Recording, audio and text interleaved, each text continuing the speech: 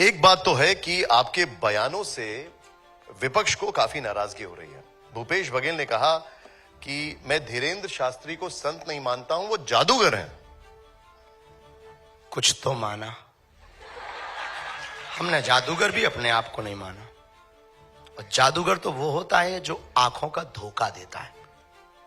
हम तो बहुत सीधे साधे आदमी हैं, आंखें देख करके बात करते हैं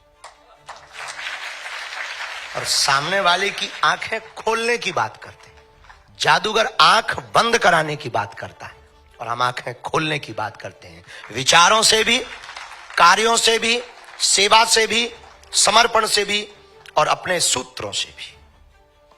प्रीति, आचार्य जी, अभी आपने कहा कि मैं किसी पॉलिटिकल पार्टी को ना जिताने के लिए काम करता हूँ ना हराने के लिए काम करता हूँ, मैं काम करता हूँ आध्यात्म के लिए, देश के लिए।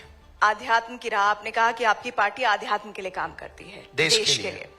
लेकिन बहुत सारे राजनीतिक पंडित हैं जो ये मानते हैं कि आप हिंदुओं को जोड़ने के नाम पर बीजेपी को फायदा पहुंचाते हैं, क्योंकि बीजेपी अगर हिंदू जुड़ जाएगा तो बीजेपी के सामने जो दूसरे विरोधी पार्टी हैं, जिसमें MY समीकरण की वो बात करते हैं, PDA की बात करते हैं, वो समीकरण ही ध्वस्त हो जाएंगे। क्या बाकी पार्टियों में हिंदू नहीं है?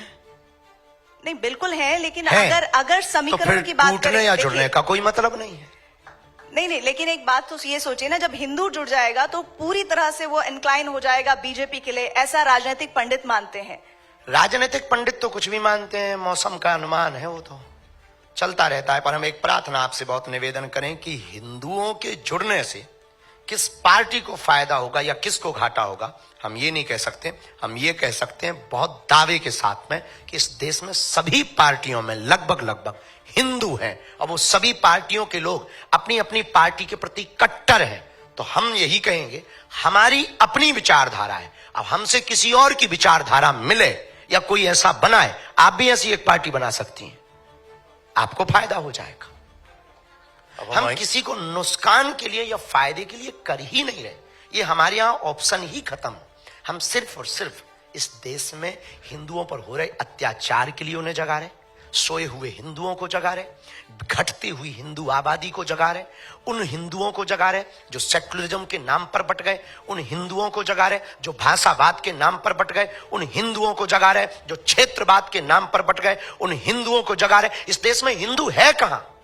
या तो ब्राह्मण है या क्षत्रिय है या वैश्य है या गुर्जर है या जाट है या बर्मा है या शर्मा है।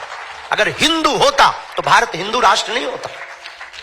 अगर हिंदू होता तो भारत में हिंदुओं पर कोई उंगली उठाता। अगर हिंदू होता तो क्या श्रद्धा के 35 टुकड़े होते?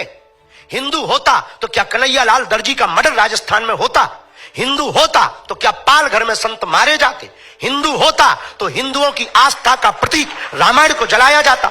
अगर हिंदू होता तो हिंदुओं के रहते हिंदुओं की पार्टियां हैं इस देश में, गाय माता काटी जाती, बूचड़ खाने जलते। हिंदू होता तो क्या बांग्लादेशी हिंदुओं का दर्द नहीं दिखाई देता? क्या उन्हें वापस नहीं बुला लेता? आज इजराइल क्यों लड़ रहा है? क्योंकि वो अपनी कम्युनिटी को बचाना चाहता है, क्योंकि वो यहूदियों को बचाना चाहता है। और वो 8 लाख यहूदियों को एयरोप्लेन से ला करके अपने देश में सुरक्षित रखता है। क्या इस देश में रहने वाली हिंदू बांग्लादेशी हिंदुओं को नहीं स्वीकार कर सकते? हिंदू है कहां?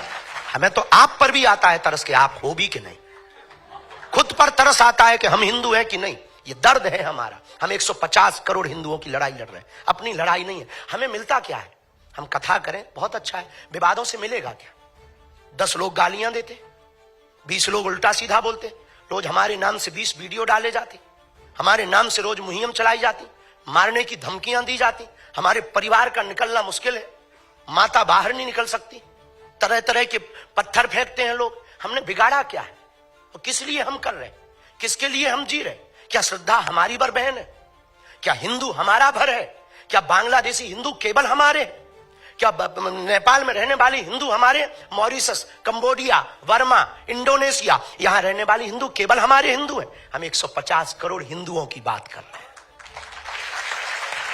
अच्छा खासा हमारा दरबार चल रहा, अच्छी खासी हम कथा कर रहे हैं, बढ़िया आराम से रहते, 10 बजे जाते, 5 बजे आते, बढ़िया आराम से सोते, 18 घंटे मेहनत करते, रात भर वहां दरबार लगाए रहे, सुबह से चले 3 घंटा, आपके पास आए। क्यों आए? कि हिंदुओं तक हमारी आवाज पहुंच जाए। हम पदयात्रा क्यों कर रहे हैं? हम क्यों अभी दिल्ली से वृंदावन तक पदयात्रा लेके जाने वाले हैं? यहां हमें चुनाव लड़ने आना है? ये यहां कोई चुनाव है या बीजेपी यहां खड़ी होने वाली? अभी तो नहीं है यूपी में चुनाव, पर हम यात्रा कर रहे हैं, इस साल कर रहे हैं। किसके लिए कर रहे हैं? हम आंदोलन नहीं, आंदोलित करना चाहते हैं देश को। आज नहीं कल पछताओगे। अगर आज नहीं तुम समझे तो कल पछताओगे। बांग्लादेश में भी हिंदू समृद्ध था, वहां भी पत्रकार थे, वहां भी पुलिस थे, वहां भी आईटी सेल के लोग थे, पर एक एक करके बेटियों को रस्सियों में जकड़कर सड़कों पर लाया गया और नग्न किया गया, मकान जलाए गए, पत्रकारिता धरी रह गई, पुलिसवादी धरी रह गई, धन धरा रह गया, कोई नहीं बचा पाया। कल के दिन तुम भी यहां पछताओगे अगर जागोगे नहीं। बस हमारी ये लड़ाई है, हमारी कोई लड़ाई नहीं। हम किसी पार्टी के नहीं, और हमें मिलेगा भी क्या पार्टी से, और मिल भी क्या रहा। हम इस देश के हैं, हम इस देश के नहीं 150 करोड़ हिंदुओं के हैं। अब किसी को बुरा लगता तो लगे। हम राहुल गांधी को भी मानते, हम लालू को भी मानते, हम अखिलेश यादव को भी मानते, हम मायावती को भी मानते, हम ममता को भी मानते। इस देश की जितनी पार्टियां हैं वो हमारी हैं, क्योंकि हम इस देश के निवासी, हम इस देश में रहने वाले। हमें क्या लेना देना कौन आए कौन जाए? हमें लेना देना है इन बच्चियों के ऊपर कोई उंगली ना उठाए, इनसे राम के होने का सबूत ना मांगा जाए। बस ये हमारी टेंशन है, ये चिंता है, इसके लिए हम मर रहे हैं। बाकी निजी ठीक है, उनका कहना है। जो पंडित आपने बताए हैं कि कोई पंडित है, उनको एक बार हमें मिलवाइए, हम छीलेंगे तरीके से। पद्मजा